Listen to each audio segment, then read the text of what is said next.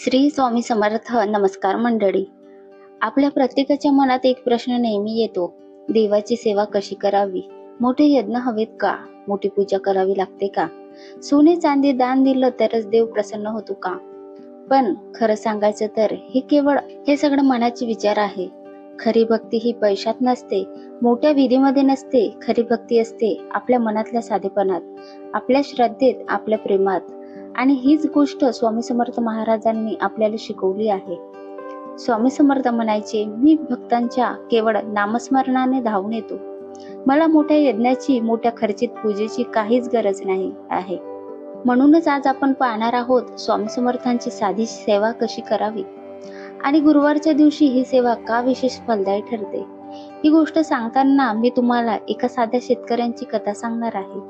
त्या शेतकऱ्याला नेहमी चिंता होती की माझ्याकडे पैसा नाही, मी खूप मोठी पूजा करू शकत नाही, मग मी स्वामी माझ्यावर खुश होतील का? पण स्वामीने त्याला दाखवून दिलं की खरी सेवा म्हणजे साधेपणा, नामस्मरण आणि दुसऱ्याला केलेली मदत. एकदा काय झालं, एका गावात गोविंद नावाचा साधा शेतकरी राहत होता. मनाने फारच भक्त पण गरीब. त्याला नेहमी चिंता वाटायची की स्वामीची मोठी पूजा करायला माझ्याकडे पैसा नाही, मोठे यज्ञ करू शकत नाही, मंदिर बांधू शकत नाही, मग स्वामी माझ्यावर खुश होतील का? तो गावातील मोठ्या लोकांकडे पाहायचा. कोणी मोठे प्रसाद करायचे, कोणी मोठ्या घंटादान द्यायचे, कोणी मोठे अभिषेक करायचे, पण गोविंदाकडे काहीच नव्हतं. म्हणून त्याचं मन सतत खट्टू लागलं. एकदा तो असाच उदास बसला असताना अचानक एक वृद्ध भिकारी त्याच्या दाराशी आला. गोविंदाने घरात काहीच नव्हतं, तरीही त्याला स्वतः खाणार होती ती एक पोळी थोडी साखर देऊन टाकली. भिकारी आनंदाने खाऊन गेला आणि म्हणाला, बाळा, खरी सेवा हीच आहे. तू आज मला अन्न दिलंय, पण प्रत्यक्षात ते स्वामींनाच अर्पण झालं. हे ऐकून गोविंदाला डोळ्यातून पाणी आलं. रात्री त्याला स्वप्नात स्वामी समर्थ दिसले. ते म्हणाले, गोविंदा, माझ्या भक्ताला मोठ्या यज्ञाची, सोने चांदीच्या दानाची गरज नाही. मला हवे आहे तुझे साधे नामस्मरण, साधा दिवा आणि भावनेतून केलेली सेवा.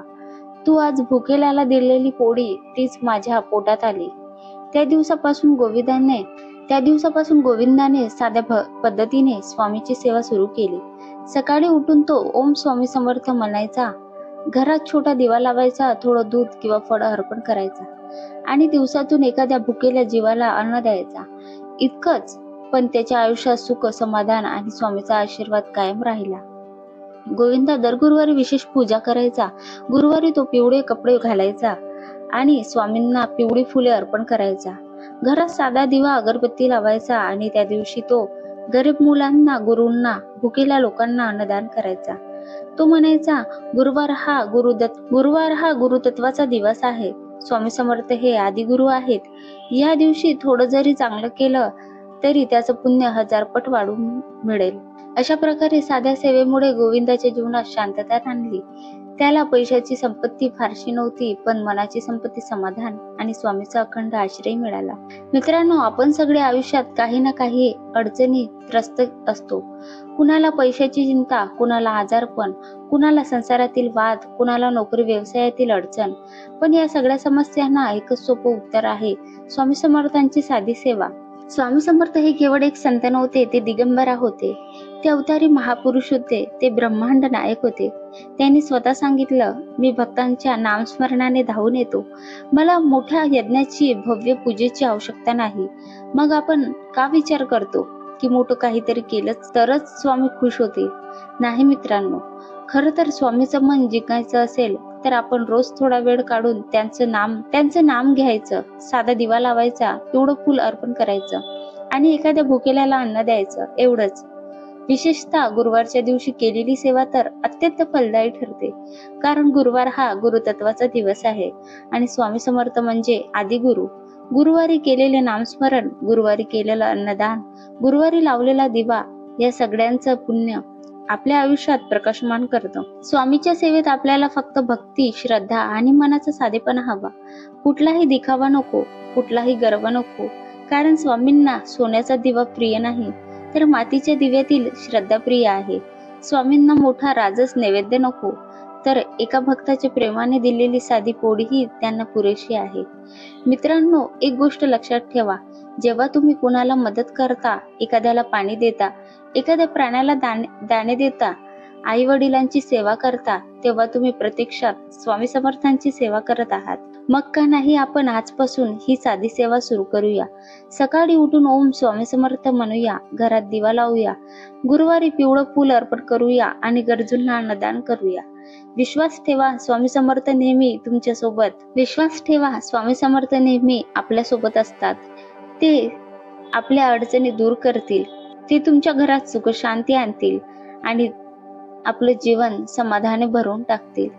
शेवटी एवढंच म्हणेन, स्वामी समर्थांना मोठ्या विधीची गरज नाही. स्वामींना हवंय फक्त आपला भाव.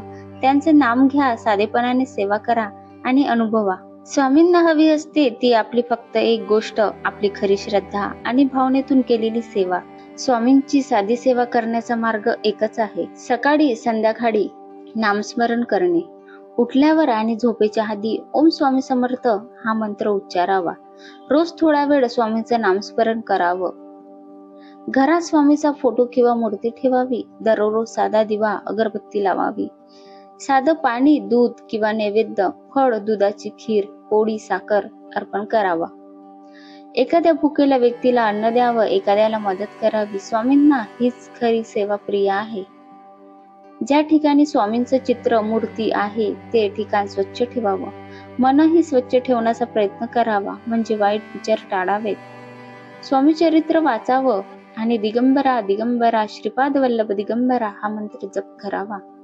रोज देवाला आणि स्वामींना मनोमन धन्यवाद द्यावेत की त्यांनी आपल्याला संरक्षण आणि मार्गदर्शन दिलं आहे. लक्षात ठेवा, स्वामी म्हणतात, मी भक्ताच्या केवळ नामस्मरणाने धावून येतो. मला मोठमोठ्या यज्ञाची गरज नाही. श्रीपाद वल्लभ दिगंबरा दिगंबरा दिगंबरा श्रीपाद वल्लभ दिगंबरा. जय जय रघुवीर समर्थ श्री स्वामी समर्थ.